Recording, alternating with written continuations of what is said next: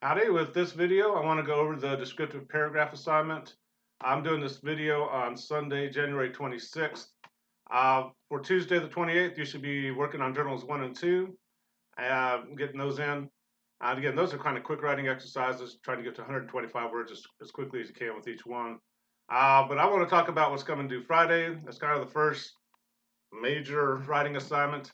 Hopefully not something to get too freaked out about. We're going to start with a paragraph, then move up to short essays and to longer essays as we go along. The assignment is on the content page. You can either come over here to essay project assignments or scroll down from the table of contents. Did I go too far? Yeah, I went too far. There it is right there. Descriptive paragraph assignment right there under essay project assignments. Whoops. You gotta be careful clicking around D2L a little bit. I've already opened it, so I'm going to go to that. That's right there. For this assignment, you're going to talk about the nastiest food you've ever eaten or the greatest food you've ever eaten. As you think about your topic, make sure you're talking about just one food. Don't tell me about the Shoney salad bar. That's too much for one paragraph. We want to talk about one particular item on there. That's your either thinks the greatest thing ever or the worst thing ever. Likewise, don't talk about Thanksgiving dinner. Talk about one particular dish that you liked or did not like at Thanksgiving. Paragraph's going to be at least 225 words. Generally, the first 150 words are pretty quick. Then you're like, well, I think I'm done. It's like, well, no, you probably need to go back and think about some other things you want to describe about the food. But you want to begin the paragraph with a good, clear topic sentence that tells us exactly what food you're going to talk about and where we're eating it at. Be careful. Don't say my favorite food is steak, because then you get this ribeye, New York strip, sirloin, chopped steak, whatever it is. Tell us where we're going to be eating it at. If it's not, or even if it's at your house, make sure you're telling us where we're eating at, or maybe who's cooking it for you. After that, within the paragraph, you want to arrange your details in a logical order. Quite often, we smell the food before we even see it, right? Particularly if we're eating at home, you can smell good things or bad things are coming. Then you probably look at the food before you eat it. Then once you look at it, you might even smell it again just to make sure it's okay if you're eating something you don't particularly like. Then finally, you're going to put it in your mouth. You're going to taste the food. You've got to feel the texture of it. What's it taste like? Then your body's going to react to it, whether it's good or bad. So all kinds of good details should be coming into play, and it should kind of come at us in a logical order. You don't want to tell us what it feels like in your stomach before you've even put it into your mouth, in other words, right?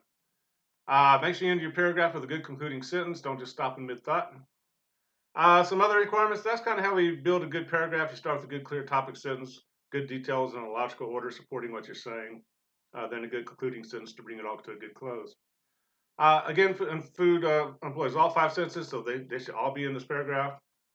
You look at food, it might sound a certain way in your mouth. If something crunches when it's not supposed to, that's a bad sign, right? Of course, you're going to smell the food. That feels a certain way in your mouth if you're eating a bunch of raw oysters all at once. That's going to have a certain texture inside your mouth that may not be particularly pleasant, unless you really like oysters. And of course, you're going to have the taste in there. So make sure you use all 5 senses in your paragraph. Make sure you use good figurative language. I'll talk about that here in a second. Be careful with colors. Don't just say that the hamburger looked brown when it's supposed to be red or something. Give us a more precise color. If you go into the paint store at Lowe's or Home Depot and just say, I need some green paint, they're just going to look at you like you're crazy and point you to a wall that has about 1,000 different shades of green, right? So be precise with colors. Really good descriptive exercise with food, because if it's not the right color, you don't want to eat the food usually. Don't use the words like very or really. We call those intensifiers. Don't say it smelled really bad, because then I'll write in the margins, well, did it smell really, really, really bad? Not very descriptive. You want to tell us what it smelled like, right? And avoid it.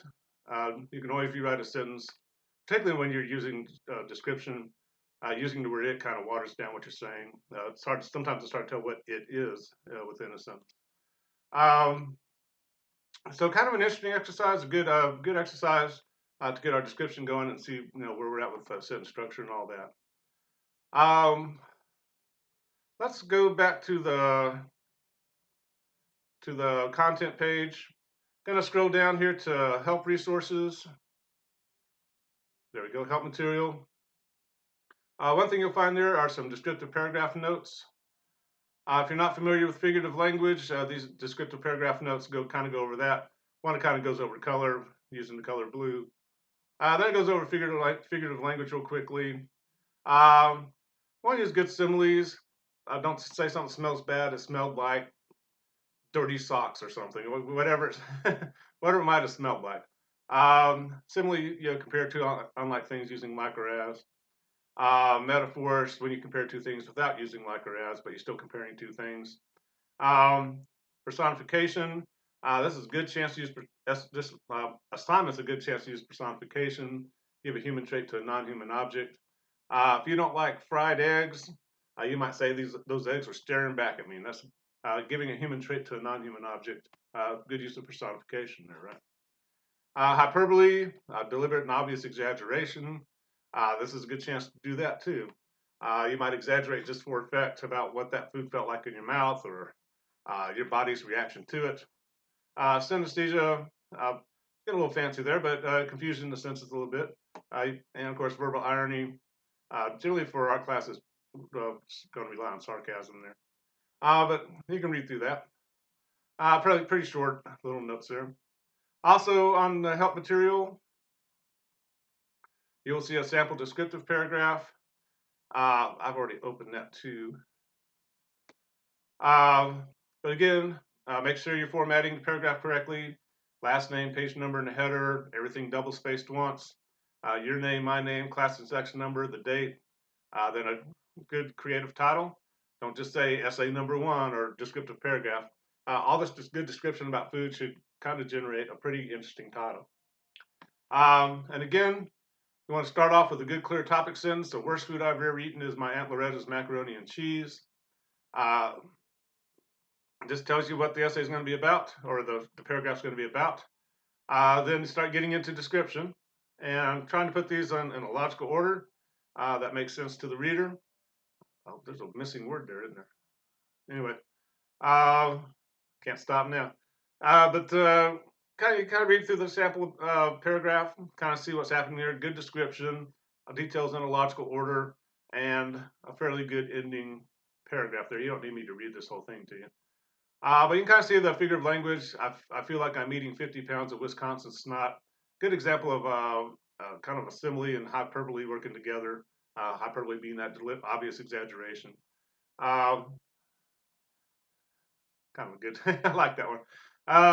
But you want your writing to come alive a little bit. If you're telling us about the worst thing you've ever eaten, you should probably make your reader's stomach turn a little bit. It should be kind of like, I don't want to eat that.